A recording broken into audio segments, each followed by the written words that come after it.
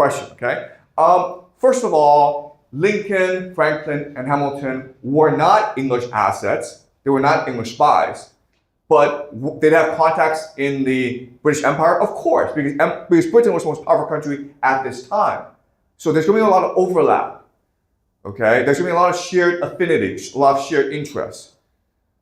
Did they have French contacts? Yes. Did they have Canadian friends? Yes. All right. So the world of the elite is very, very small, and they're always in contact with each other. All right.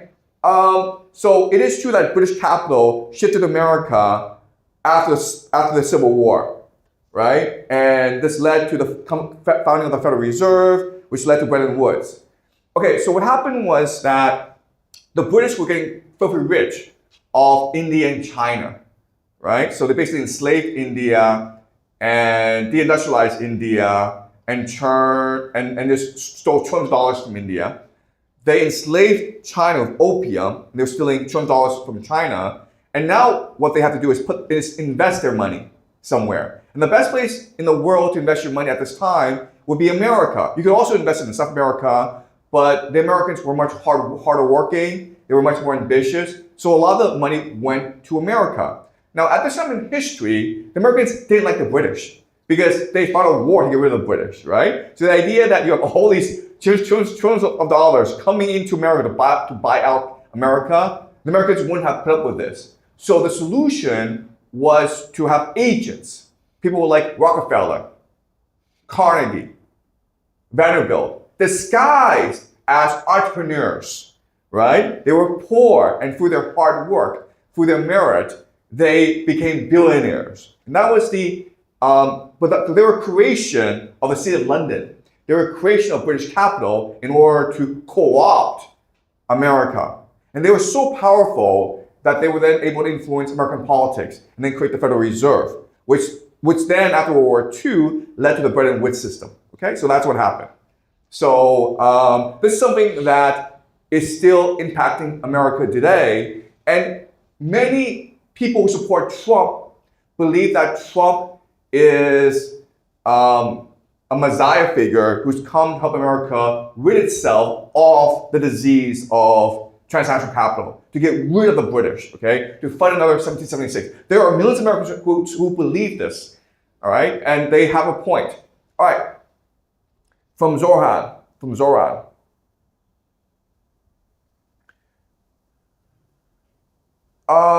So he asks, it seems that the world is collapsing.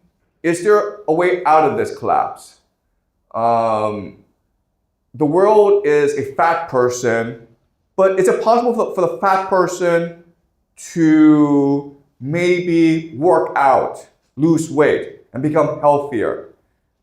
Is it possible we take this step? If we can imagine, if we use our imagination, is it possible for us to save ourselves before we kill ourselves? And this is a really good question.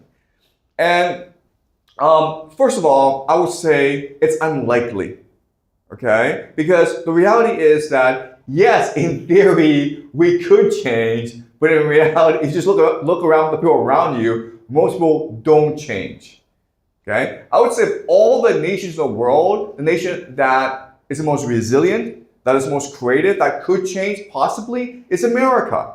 So could America change? Possibly, but it would take tremendous leadership. A messiah figure would have to rise to rally the American people in order to change. And that I don't think is likely. It may happen. I hope it happens, but I think it is very unlikely. I mean, the problem with this metaphor of an individual who thinks he's fat and wants to change is you need to recognize that a nation is a collection of vested interests, okay? And it's this conflict among these vested interests, what we call elite overproduction. That's what leads to decline. And the reason why it leads to decline is they're so focused on their internal conflict, they ignore the larger picture. And they only win if they're focused on winning. So they're willing to do whatever it takes to win, even if it means the destruction of their own civilization. All right? They're willing to sacrifice everything, anything, in order to win. What is a billionaire? A billionaire is a person who is willing to kill his own grandmother for money. Okay? That's what a billionaire is. All right. From, I'm sorry, I can't pronounce this person, okay? All right. Why do you never mention Vedic eschatology? It's very, very important, yes. And Vedic thought has spread across Europe and America through New Age collectives and movements. Do you think these will shape the world in the coming decades? I wonder if you overlook them because your eschatologies don't seem aggressive enough to move history. Okay, so one thing I want to clarify is that the way I teach is I see learning as a journey, okay? So when I teach, I'm asking questions and I'm trying to work out the answers myself. So it isn't like I know all the answers and then I'm giving you a glimpse into my mind. That's how it works, okay? I myself am working with certain assumptions. I'm expanding it outwards in order to form a more general understanding of the world. So this is a very simple way. So another way of saying this is, I don't know enough about Vedic eschatology to comment on it, okay? I want to know more. I will learn more. Eventually, I want to make a trip to India and learn about Vedic eschatology. But right now, I don't know enough about it. That's the first point. Second point is that maybe in the future, India will play a very important part in geopolitics. I hope it does, but right now it doesn't. Okay, so Israel, America, Russia, Iran are the four major nations that I'm studying right now. And so I want to expand outwards. So first I want to understand these four nations, and then I will expand outwards to include India as well, okay? So it's not that I am it's not that I don't think highly of Vedic eschatology. It's just like I don't know enough about it to comment on it, okay? This is from Christy. What are you and your family doing in preparation for what is coming when the world seems to be falling apart? When there's energy price, food shortage, AI surveillance state? Well, I have a family. My wife is here. We have 3 kids. And the answer is we're focusing on loving each other as much as possible. My wife and I spend most of our time talking about our children and thinking about how to make them happy. Because we believe our children can be resilient, can be imaginative. But our responsibility as parents is to make sure they're loved enough in the house, in the time they're with us, so that there's strength to surmount any difficulty. Okay, so our strategy is not to make $1 billion and then build a bunker and then hope that we are safe in this bunker. That gets you nowhere. Our strategy is to have faith in our children, understand that once our children grow up, it's entirely their choice how to live their lives. We will not intervene. We will not interfere in their own path. And in their time with us, our responsibility is to make sure they're as loved as much as possible, okay? So that's where our priority is. Number 2, you mentioned the US will introduce stable coins in China, and the US will do everything it can to keep USD valuable. Does that mean gold is no longer a safety haven or store or value going forward like it has been for hundreds of years? Gold. Well, I don't buy gold. I don't even want to buy gold.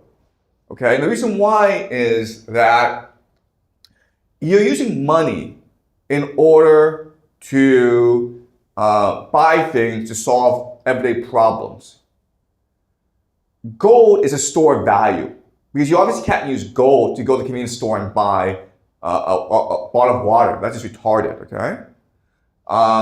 So if you have a lot of money and you have no place to put your money, then you should put it in gold or real estate. The problem is, imagine a world in which there's a lot of instability, when there's a lot of chaos, when the population is declining.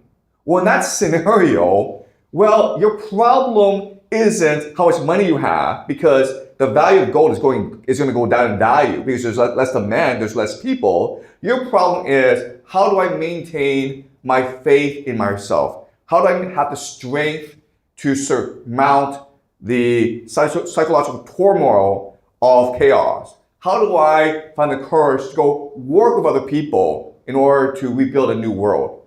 Okay, so it's really about spiritual energy as opposed to material wealth.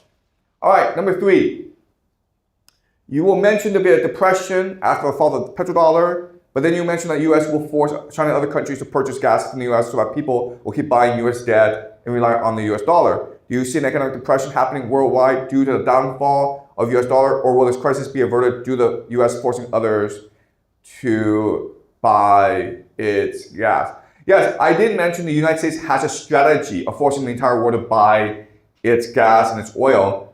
I didn't say it was going to work. In fact, I probably said it was not going to work because when you do something like this, when you try to control the entire world and force it to do its bidding, it's basically going to blow up in your face. Okay, so yes, in theory, if the United States forces the world to buy its oil, then the United States could maintain the petrodollar. The problem is that the United States is doing this not for the national interest.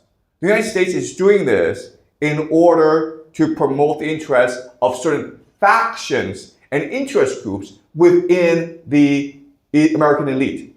Okay? This is a very important distinction. The people in charge don't care if there's an economic depression. And an economic depression just means that you can buy things for really cheap. Okay? It also means that you can enforce an authoritarian state upon the nation because people will be desperate. So they're doing what they're doing in order to obtain more wealth and more money for themselves. Right? So Trump is doing what Trump is doing not